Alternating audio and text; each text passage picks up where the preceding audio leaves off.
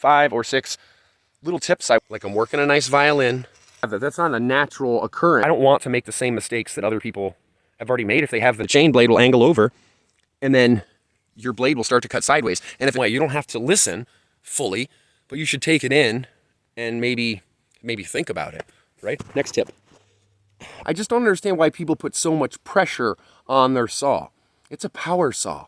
You don't need to like beat on it. If you're pushing and have your angle proper, and I'm going to show you right now what I mean by that, and what I would say is more important.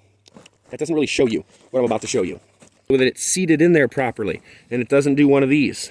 Okay, I had to learn the hard way, and I wish that I saw, or somebody was out there, maybe there was, but I didn't find that video, where somebody told me these little tiny details, because it would have made my life a lot easier going into sawing, because not realizing that I was tightening it too much. Don't be checking it from the bottom. Okay. I'm not telling you guys what to do. That's just what I do. And it's, is your chain tight enough or loose enough or sharp enough, or is it working? Why are you cutting curved? We're gonna go over all that stuff right now in this video on the Lumberjack Chronicles. All right, so what is going on with your bar and chain? Is it too tight? Is it too loose? That's what we're gonna find out today, okay? We're just gonna go into all things chain. All right, because I see a lot of people online. I'm gonna do it in 10 minutes flat. I'm gonna talk rather quick. I might put up some little words here so you guys can see what I'm saying, because I'm speaking quick. I'll try to slow it down at times, but I'm a fast talker. So this chain tensioning section gets lengthy, so you might want to fast forward and get onto the other stuff. So the chain on your saw is your lifeline, okay? You need to keep it sharp. You need to keep it taut, or it is dangerous. It could cut you up.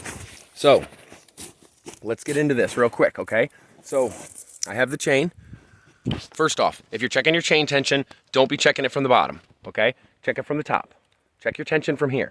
As you can see, this is way too loose, okay? And the reason I can verify that, okay, check this out, watch.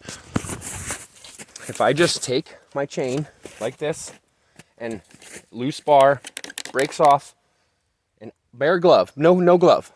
Look, 2 fingers. Look at that. That's way too loose. It should not be able to be that free spinning, okay? So we need to tighten that up a bit. It's rather important to tighten up your chain the proper way. So loosen this thing up and give it a couple cranks. Lift your bar while you're doing it, okay? I wedge it down like this sometimes when I'm doing the tensioning so that I can get these 2 parts to kind of bend like this. Okay? So, get your scrunch under your bolts, whether there's 1 or 2, tighten it up to where it is tighter, where you can't move it as much. Okay? And if you put a glove on, that's when you can move it freely, okay? That's the important part, is when you put the glove on, then you can move this like this. About that free. See? It's not super free. It can't just go on its own. Because if we're over here and we're freewheeling like this, that's no good, okay? You can see when I spin the bar around, watch the tension down here. This is the unloosened bar. Watch. There's going to be tight spots and loose spots. There's the loose spot. I will tell you, this is not rocket science, but it is a difficult task to understand. It took me a long time to realize my chain tensioning, and I went through a lot of bars and a lot of chains, not realizing that I was tightening it too much also. That's a big thing, is don't tighten it too much. You need to have it free spinning. You need to be able to, with a gloved hand or your scrunch, the back of it, be able to do that. See that nice movement? It's a little tough, but it's right on. Okay? That's very important when your chain is tensioned. And also, look at this. Here's the bad one. I'll show you the bad one first. The bad one would look like this. Look how much looseness there is in there. Look how loose that is. The chain can pop right out and out of those teeth, no problem. Right out of the rail. Okay? It's loose, too loose. Look it out on both rails. See that? Now I'm going to tighten this thing up, and then I'll show you what the proper tensioning should look like, okay? Just gonna go in here, unloosen, look for my slack. I spin it around a few times to find that loose spot, because you will find a looser spot than not. Tighten it up. That's my bar tensioning. See, that's good. So a big thing that I see is people, especially online, a visual isn't always the best description, okay? The sun's right in my eyes here, but look. So if I pull on this on screen, you can't tell how hard I'm pulling on it, okay? And that's a very difficult thing. So you should take a couple of fingers with your gloves or not and be able to pull on this with some tension, okay? Like if you're strong or just even in general and grip it hard and rip on it really hard, look, I can pull it up and make the teeth come out of the rail, okay? But that doesn't mean that my bar is too loose. Okay, you have to pay attention to that. It's very important. So when I'm gripping them, you just want to grab a bit. Not a little bit where you're slipping off. That's why gloves are important. But you want to grab onto one of those teeth and pull up a bit. And find out, you'll feel it. You'll feel it be almost like a small amount of tension, like a small bowstring or just a little bit on there. Like you're tightening your shoelaces. Like, whew. See? And see how the rails didn't come out when I do that? I put a nice jerk motion on it. I can pull them out. See? I can get them out of there, and it doesn't take that much hard. I'm putting into it, but it's not. I could do... But my bar is perfect. This bar, for me, is perfect. It will slide right along. It's not sliding because I'm caught on the teeth down here, but it will slide with a gloved thing nicely right where I want it to. That is a nice tightened chain, okay? It's not too loose. It's not too loose, and it's not too tight. I can move it where I want to move it. I can't do it at this angle, but you can move this thing freely with a gloved hand. Remember to use gloves, okay? And I'm balancing this thing between my knees because I don't have my tripod out here. But you can move it freely, but it's also taut enough to stay on the blade, okay? So I've over explained that because, to be honest, a lot of people, that's a big problem for. I was that lot of people for a long time. So it's very important to not over tighten, but to make sure you tighten, because it could be catastrophic if you leave it too loose.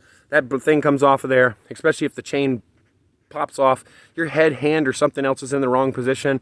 If you keep pulling on the trigger as it goes, you're gonna lose the chain, lose your guide bar, lose a whole lot of different things that just aren't necessary, that if you just take a couple of seconds to make sure it's done properly to begin with. And I had to learn the hard way. I definitely had to learn the hard way several times. So, as far as the chain tensioning goes, that's that.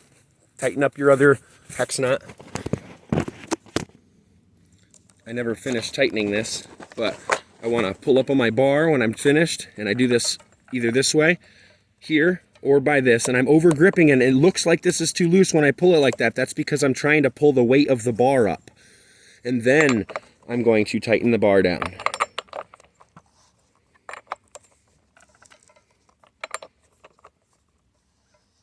But also grip here if you need to with gloves. Pull up on your bar, push down here and pull up so that it's seated in there properly. And it doesn't do one of these.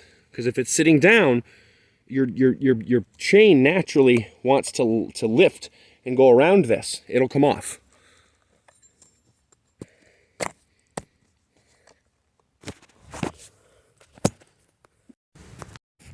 Now, this is not going to be a pro, or this is... Now this one is not going to be a super sharpening video or anything like that. Don't abuse your equipment like that. But it is not going to be a full-on sharpening video. But I'm going to go over very important tips that I learned that helped me along the way, that I, again, learned the hard way and ruined blades, ruined bars by not doing just a couple of simple things with my file while I was working along. I don't have my flat file out. That one's for the rakers. I do and will, if it's not out already, have a full-length sharpening only video of things that I learned, 5 or 6 little tips, I would say, that some may say call common knowledge, but I had to learn them some way. And and it goes into the details of everything chain, everything bar. But I'm out here right now, and I just wanted to go over some quick stuff. So, as far as tensioning this, as far as sharpening this goes, now, when you can hold it however you want, you can do whatever you want on the hold. But what's important here is to pay attention to your angle, okay? Really make sure, I know that seems like common sense, okay? But paying attention to the angle here at your 30 degrees is very important. A lot of common blades, especially when you have the OEM, I don't on this, the saw blade will have a marking, an angle right here, so you can easily see it, okay? Otherwise, you can get a little fancy tool or something like that that'll show you how to do it easier or whatever and show you the mark. But that's important. If you're going to, it's important, okay? Use it. But this next tip, I would say, is more important because those ones don't really, that doesn't really show you what I'm about to show you. So, I want to get a good angle for you. So look, on the end of this blade, you can see my points are not here. First off, that's because this is a semi-chisel blade. You should have a full chisel if you're doing work like I'm doing. Semi-chisel will work though. This works just fine. I cut a lot of wood with it. It's a little slower. The difference is this part of the blade is curved on a semi-chisel. It's curved and rounded, so it doesn't come to a full point. And on a full chisel, it's more of a right angle, looking like this, squared off, kind of very sharp, okay? That's the difference. So no matter what, whether you have a semi-chisel or a full chisel, you have to sharpen the point and have your angle proper. And I'm going to show you right now what I mean by that and what I learned. I learned the hard way, but I'll show you real quick. Set you up right here, and look. So on your blade, every blade is going to have that little angle most of the time, so you can see the angle that you're going at, okay? But what I was never taught, I guess, or no, they didn't. I've watched videos. I've done a lot of that, a whole lot of things through my time working with a chainsaw. But they don't explain the angle here isn't always supposed to be flat. You know, one thing that I do is I make sure that I do it more like this, not quite there, more like that. You see how I'm not flat? And what that does is it helps me have a better point. The point on the blade here. You see, again, that's a semi-chisel, so it's curved, but even on my full chisels, this angle here is really important to not have flat when your bar is working, that I found anyways. I could be wrong on that. Somebody else tell me. The only flaw that I have found is, well, to be honest, I haven't found any flaws. Since I started sharpening my blade the way that I sharpen my blade, I don't have burned bars anymore. I don't have ripped up chains as much. You know, sometimes you can really get your chains destroyed rather quickly. I just don't have that anymore. I see guys online or some of my buddies, some of the guys, I see a lot of people, okay, and they have a burned up bar, or they have markings right here, or markings down here. And listen, this bar is, I've ran probably 9 cords through this bar right here alone. And you can look at it, look. It is in great condition, okay? Your bar doesn't have to get burned up. You don't have to have those marks right here.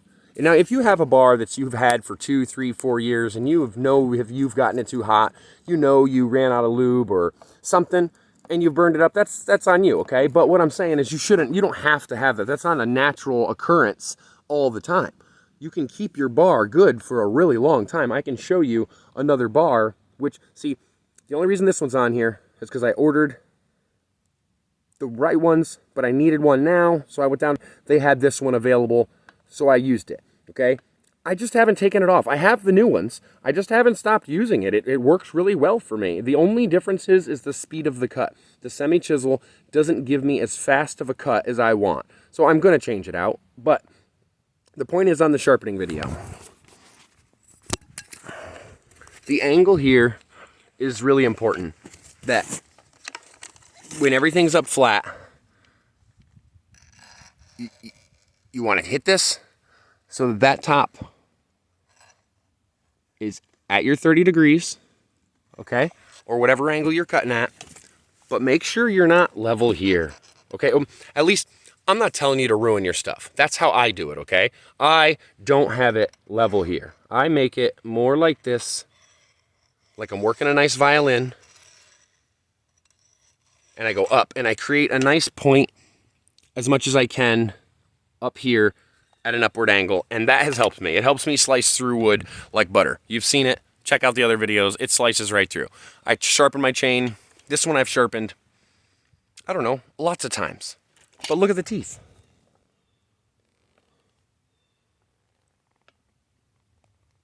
They're still in really good condition. They're not flop-sided. There's not one. That's a big thing I see is somebody sharpens one side or the other, or they're too hard on the angle of when they're cutting. They're not realizing that they're cutting at an angle like this all the time, or their chain is too loose, okay? And your blade starts to work sideways. It'll angle over, the chain blade will angle over, and then your blade will start to cut sideways. And if it stays loose like that, it'll start to bend the guide rails underneath here. And that's not good. Okay, third and last thing for this video, okay? We went over chain tensioning, and we went over sharpening a little bit, okay? Put the angle on there, there's a little bit of things there.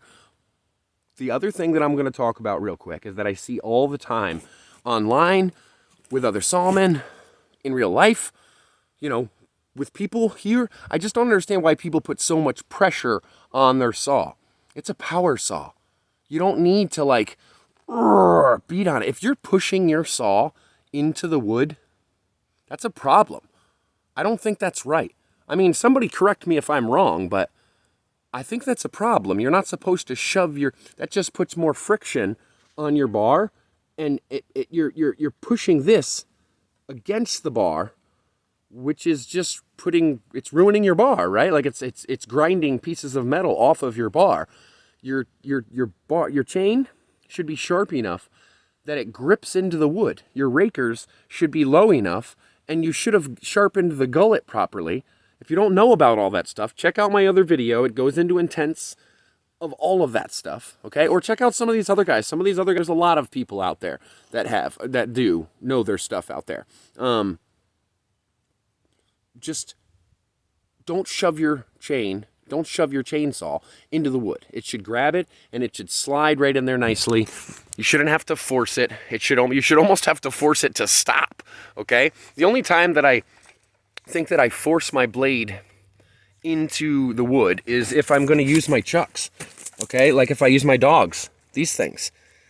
But I'm not really forcing it. Sure, you grip up against the wood, and you're creating a teeter-totter for it, and it is. You can feel it. It is forcing it into the wood, and to be honest, I don't like to do that. I don't do that very often. Or when I do, I pay attention to what I'm doing because, again, that's putting unneeded pressure on your bar and your chain, and why would you stress out your machine like that? It'll last a lot longer if you don't do that kind of thing. So have a nice looseness. Like I can run my chainsaw and I could essentially do this. I know it's not safe, okay? But I could hold my chainsaw like this and just cut down through the wood. And it'll just eat through the wood. It'll just go. It'll keep going. I might have to apply a little bit of down pressure, but we're not talking about real pressure here. We're talking about just guiding it into the wood a little bit more. Or maybe I have to pull out and go back into the wood. But it grabs onto it. Your teeth should be sharp enough on your blade that it grabs the wood and cuts the wood. You don't want to force it down in there where you're making the machine work a lot harder and you ruin your blade and your chain prematurely. Okay? We don't want any premature anything going on. So make sure your blade and your tension is on point. Go back over this video. I learned. I don't want to make the same mistakes that other people have already made if they have the knowledge. If they can give that on to me, why would I waste my time with that? I'm going to learn from them. That's huge. We can all do that a little bit more, right? Learn from those people around us There's people that have really good wisdom or try to give you a little bit of advice, and we seem to dismiss it as if we're, I got this. I know what I'm talking about. I could do this. But I don't think that works out for everybody as much as they think all the time. I think that if you really paid attention and there's somebody out there that's giving you some form of information, you should heed it. You know, you should take that in some way. You don't have to listen fully, but you should take it in and maybe think about it, right? So anyways, that's just as simple as that. I'm not telling you guys what to do. That's just what I do. And it's made my life a lot easier. Sawing. If you guys have any other tips, any things that I didn't mention in this video, throw them in the comments, because I want to learn. I check out the comments all the time. I want to know a whole lot of different things about sawing, because I have a lot of wood to deal with, okay? Milling, let alone the firewood. The firewood's one thing. The chainsawing is great. You know, I have to learn way more about that. My axe game, I need to fix my axe game up. And milling, I'm not some sawyer. I got to learn all those things. So you guys are huge on that. And I think that's one thing, stand by. That's one thing I wanted to hit on real quick, a huge topic for me in my YouTube channel, okay? So a lot of my videos come out here as if I'm presenting a how-to or a do this way. Well, I want you guys to know it's not that kind of instructional channel, okay? This is a free-form, I don't want to say entertainment channel. I would say I'm learning, okay? It's not a blog or a vlog, I don't, whatever you'd call it. I am learning every single day to do new things, okay? And my forestry journey, my lumberjack journey, is what this channel is about. I'm about learning. You guys, I would like to use this platform to learn more. You know, I only know as much as I know, and some of that could be wrong or outdated, or the information changed. If you guys know information that I don't know, please tell me about it, or send it to the right people that do know about it, and they can come and tell me. I'm going to start forming some of my channel videos out in that kind of structure, because there's a lot of things in life that I DIY or I want to do, but I may not know how to do it first, and I have to go learn them. Whether I get on YouTube and I learn from other people on YouTube, or I pick up a book, or research, whatever it takes, you know, to figure out what I have to figure out. I want that access. And if I can put out a video and reach millions and millions of people out there in the world. So if you could share my videos, my footage, my things to other people, can give me information, I want that, okay? I would like